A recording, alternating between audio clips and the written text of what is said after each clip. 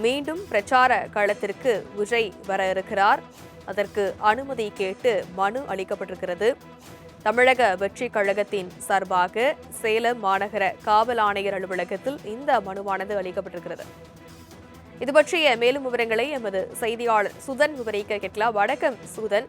சேலத்தில் எந்த பகுதியில் அனுமதி கேட்டு மனு அளிக்கப்பட்டிருக்கிறது? இந்த மனுவில் மேலும் என்னென்ன விஷயங்கள் எல்லாம் குறிப்பிடப்பட்டிருக்கு?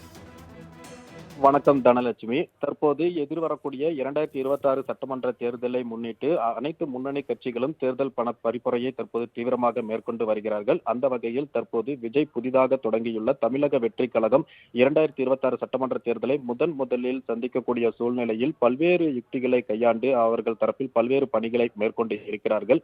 குறிப்பாக கட்சி துவங்கியது முதலே மாநாடு வாயிலாக மட்டுமே மக்களை சந்தித்து வந்த அக்கட்சி தலைவர் விஜய் கடந்த செப்டம்பர் 13ஆம் தேதி முதல் திருச்சியில் இருந்து தனது பரப்புரையை துவங்கி அவர் வாரந்தோறும் சனிக்கிழமை நாட்களில் அவர் மக்களை சந்தித்து பரப்புரை மேற்கொண்டு வந்தார்.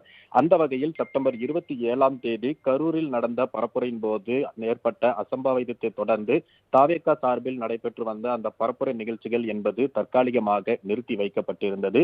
இந்த நிலையில் அண்மையில் நடைபெற்ற அக்கட்சியின் மாவட்ட செயலாளர்கள் கூட்டத்தில் கரூர் சம்பவத்தை தொடர்ந்து மீண்டும் தனது பரப்புரையை எந்த வகையில் மேற்கொள்ளலாம் என்பது குறித்தும் கடந்த காலங்களில் நிகழ்ந்த அசம்பாவிதங்கள் ஏதும் எதிர்வரக்கூடிய நாட்களில் நிகழாமல் இருப்பதற்கு நிர்வாகிகள் எந்த வகையில் பணியாற்ற வேண்டும் என்பது குறித்து பல்வேறு ஆலோசனைகள் அந்த கூட்டத்தில் பேசப்பட்டது.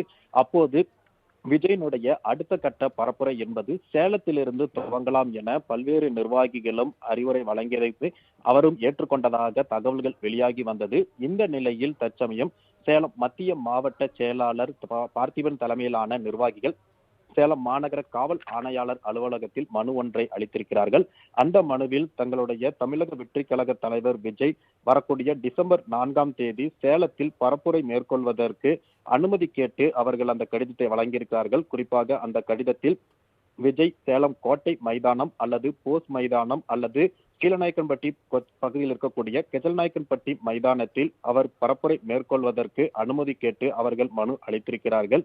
குறிப்பாக அன்றைய தினம், அதாவது டிசம்பர் 4ஆம் தேதி கார்த்திகை தீபம் என்பதால் சேலம் மாநகர காவல்துறையினர் ஏற்கனவே பாதுகாப்பு பணியில் ஈடுபடுவார்கள். குறிப்பாக அங்கே மட்டுமில்லாமல் திருவண்ணாமலையில் நடைபெறக்கூடிய அந்த கார்த்திகை தீப திருவிழாவிற்கும் பாதுகாப்பு பணிக்காக செல்ல நேரிடும். இதன் காரணமாக விஜய் அன்றைய தினம் வருகை தந்தால் அவருக்கு உரிய பாதுகாப்பு வழங்குவதற்கு போதுமான காவல்துறையினர்கள் இங்கு வழங்க முடியாது. அதைத் தொடர்ந்து டிசம்பர் 6ஆம் தேதி பாபர் மசூதி இடிப்பு தினம் என்பதன் காரணமாக 4ஆம் தேதியிலிருந்து தொடர்ச்சியாக பாதுகாப்பு பணியில் ஈடுபட வேண்டிய ஒரு சூழ்நிலை என்பது காவல்துறை தரப்பில் இருந்து வருகிறது. எனவே தற்போது தாவேகா தரப்பில் அனுமதி கோரப்பட்டிருக்கக்கூடிய டிசம்பர் 4ஆம் தேதி அவர்களுக்கு காவல்துறை தரப்பிலிருந்து அனுமதி வழங்கப்படுமா என்கிறது ஒரு மிகப்பெரிய கேள்வியை எழுப்பியிருக்கிறது. அதே மட்டுமல்லாமல் தாவேகாவினுடைய கட்சி தலைமையிலிருந்து டிசம்பர் 4ஆம் தேதி அதுவும் சேலத்திலிருந்து தான் இந்த பரப்புரை துவங்கப்படும் என்கின்ற ஒரு அதிகாரப்பூர்வ அறிவிப்பு என்பது தற்போது வரை வெளியாகாமல் இருக்கிறது.